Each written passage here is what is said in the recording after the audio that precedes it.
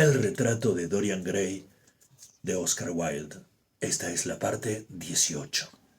De todos sus amigos, o supuestos amigos, Lord Henry Wotton era el único que había permanecido fiel a él.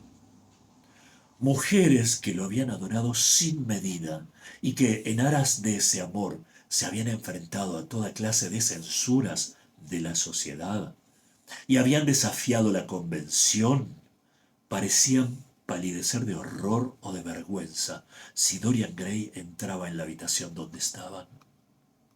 Se decía que incluso las pecaminosas criaturas que rondan las calles de noche lo maldecían a su paso, viendo en él una corrupción aún mayor que la suya y conociendo demasiado bien los horrores de su vida real. Sin embargo, aquellos escándalos que se comentaban en susurros no hacían sino prestarle, a ojos de mucho, su extraño y peligroso atractivo. Su importante riqueza era un firme elemento de seguridad. La sociedad, o al menos la sociedad civilizada, nunca está bien dispuesta a creer nada en detrimento de aquellos que son a un tiempo ricos y atractivos. Instintivamente siente que las formas son más importantes que la moral y la mayor respetabilidad tiene menos valor en su opinión que el hecho de contar con un buen chef. Al fin y al cabo, es pobre consuelo que nos digan que el pobre hombre que nos ha ofrecido una mala cena o un vino barato es irreprochable en su vida privada. Ni siquiera las virtudes cardinales son capaces de expiar unos entrantes fríos, como señaló Lord Henry una vez en cierta discusión sobre el tema. Y probablemente haya mucho que decir de su punto de vista, pues los cánones de la buena sociedad son, o deberían ser, los mismos que los cánones del arte, así como también la forma es absolutamente esencial. Debería tener la dignidad de una ceremonia y también su irrealidad. Y debería combinar la falta de veracidad de una obra dramática romántica con el ingenio y la belleza que hacen encantadoras esas obras. ¿Es la falta de veracidad una cosa tan terrible? No lo creo. No es sino un método por el que podemos multiplicar nuestras personalidades. Esa, en cualquier caso, era la opinión de Dorian Gray. Solía asombrarse de la psicología superficial de aquellos que conciben el ego del hombre como algo simple, permanente, fiable y de una sola esencia. Para él, el hombre era un ser con innumerables vidas e innumerables sensaciones, una criatura compleja y cuya misma carne estaba contaminada de los monstruosos males de la muerte. Le gustaba pasear por la fría y gris galería de cuadros de su casa de campo y mirar los distintos retratos de aquellos cuya misma sangre fluía por sus venas. Allí estaba Philip Herbert, descrito por Francis Osborne en sus memorias de los reinados de la reina Isabel y el rey Jacobo, como alguien mimado en la corte por su bello rostro, que no lo acompañó muy largo tiempo. ¿Sería la vida del joven Herbert la que él a veces llevaba? ¿Habría algún extraño germen venenoso migrado de cuerpo en cuerpo hasta llegar al suyo? ¿Era aquella vaga sensación de belleza arruinada lo que lo había hecho tan repentinamente y casi sin motivo pronunciar en el estudio de Basil Hallward aquella disparatada plegaria que había cambiado su existencia de tal modo? Allí, con jubón rojo bordado en oro, manto enjollado y gorguera de puño, con ribetes dorados, se hallaba Sir Anthony Sherard, con su armadura negra y plata amontonada a sus pies. ¿Cuál habría sido el legado de aquel hombre? ¿Le habría dejado el amante de Juana de Nápoles alguna herencia de pecado e ignominia? ¿Serían sus actos simplemente los sueños que los muertos no se atrevieron a cumplir? Allí, desde el lienzo deteriorado, sonreía Lady Elizabeth de Bere con su caperuza de gasa, su pechera de perlas y sus mangas rosas acuchilladas. Llevaba una flor en la mano derecha y en la izquierda sostenía un collar esmaltado de rosas blancas y adamascadas. Sobre una mesa a su lado descansaban una mandolina y una manzana. Llevaba unas grandes escarapelas verdes sobre sus zapatitos terminados en punta. Él conocía su vida y las extrañas historias que se contaban sobre la muerte de aquellos a los que ella había concedido sus favores. ¿Habría algo de su temperamento en el de él? Aquellos ojos ovalados, de párpados caídos, parecían mirarlo con curiosidad. ¿Qué había de George Willoughby, con su cabello empolvado y sus grotescos lunares? ¡Qué aspecto tan vil!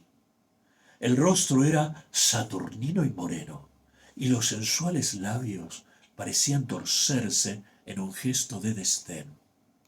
Delicados volantes de encajes caían sobre sus manos enjutas y amarillas sobrecargadas de anillos.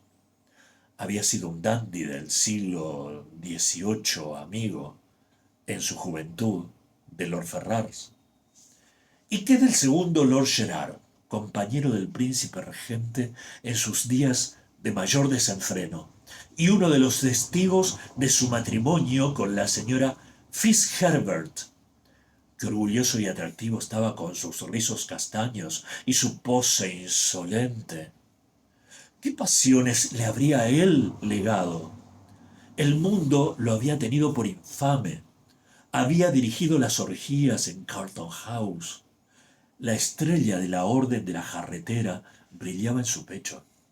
A su lado colgaba el retrato de su esposa, una mujer pálida y de labios finos vestida de negro. También la sangre de ella se agitaba en su interior. Qué curioso parecía todo.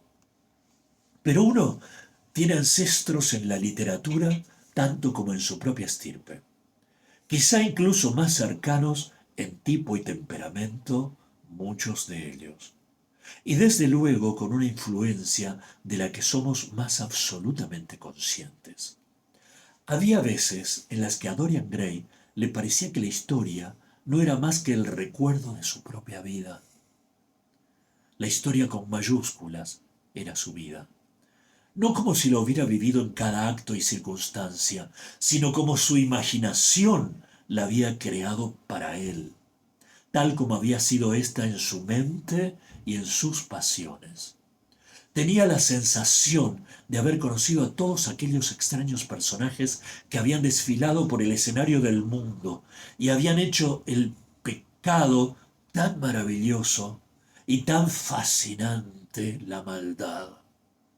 Le parecía que, de algún modo misterioso, las vidas de ellos habían sido la suya. Raúl, el héroe de aquella peligrosa novela que tanto había influido en su vida, había tenido también esa curiosa fantasía. En el capítulo 4 del libro nos cuenta cómo, coronado de laurel para que el rayo no pudiera golpearlo, se había sentado, igual que Tiberio, en un jardín de Capri a leer los escandalosos libros de Elefantis, mientras enanos y pavos reales se paseaban a su alrededor, y el flautista se burlaba del balanceo del incensario. Cómo, igual que Calígula, había bebido el filtro de amor de Cesonia y había vestido el hábito de Venus de noche y una falsa barba dorada de día, y holgó con los jinetes de camisas verdes en sus establos, y cenó en un pesebre de marfil con un caballo con la frente llena de joyas, y cómo, igual que Domiciano, había vagado por un pasillo flanqueado de espejos de mármol, mirando a su alrededor con ojos consumidos en busca del reflejo de la daga que pondría fin a sus días.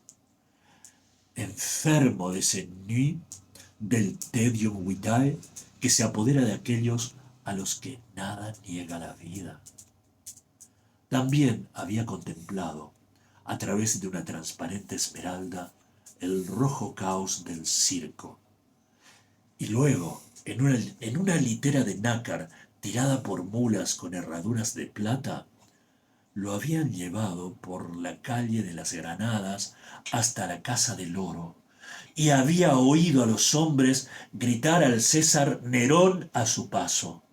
Y como Heliogábalo se había pintado el rostro con color y había hilado con rueca entre las mujeres y había traído la luna de Cartago y se la había entregado en matrimonio místico al sol.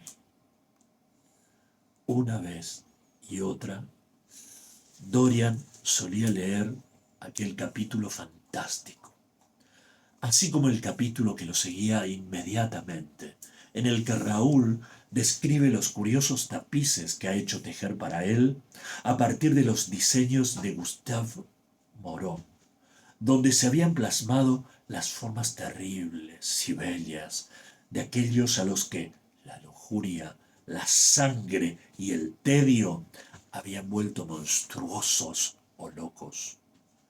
Allí estaban Manfredo, rey de Apulia, que siempre vestía de verde y solo trataba con cortesanas y bufones. Filipo, duque de Milán, que mató a su esposa y le pintó los labios con un veneno escarlata para que el culpable amante absorbiese la muerte repentina del cuerpo inerte que había acariciado. Pietro Barbo, el veneciano, conocido como Pablo II, que en su vanidad quiso adoptar el nombre de Formoso y cuya tiara, valorada en 200.000 florines, fue pagada al precio de un terrible pecado. Gian Maria Visconti, que cazaba hombres con perros de presa y cuyo cuerpo asesinado fue cubierto de rosas por una ramera que lo amó.